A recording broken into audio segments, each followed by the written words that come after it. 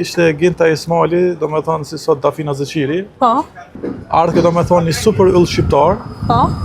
Atëherë u mbajshin ramin shqiptare në salla darsme, kur e pasha stage, binën, e pasha halo torte prej dasmës në ditë përpara, për mua ishte e turpshme. Ishte e turpshme. Dhe si DJ nuk kemi pas vlerë shumë në jetën e natës. Do me thonë jemi kanë vetë zavendës artistit kur të bën artisti pauzë.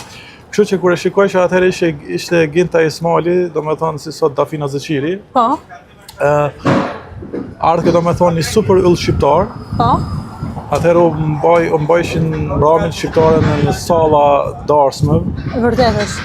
Dhe kur ardhë në skenë Ginta Ismaili, do me thonë në super y atëherë, kur e pasha stage, binën, e pasha halo torte prej dasmës në ditë përpara, të vinte keq. për mua ishte e turpshme. Ishte e turpshme.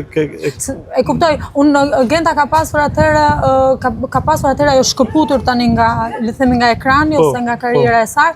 Kam një lajm të mirë për ty, kam dëgjuar që shumë shpejt do rikthehet skenës. Po, super. Dhe mezi pa e presim. Mas disa vite. Është të vërtet një artiste. Është një artiste që ajo e meriton dhe ne duam ta shohim në skenë. Në të vërtetë është, më kujtohen ato ditë, është shumë e vështirë për ta kuptuar ose le të themi nganjëherë kur shkoj në Kosovë.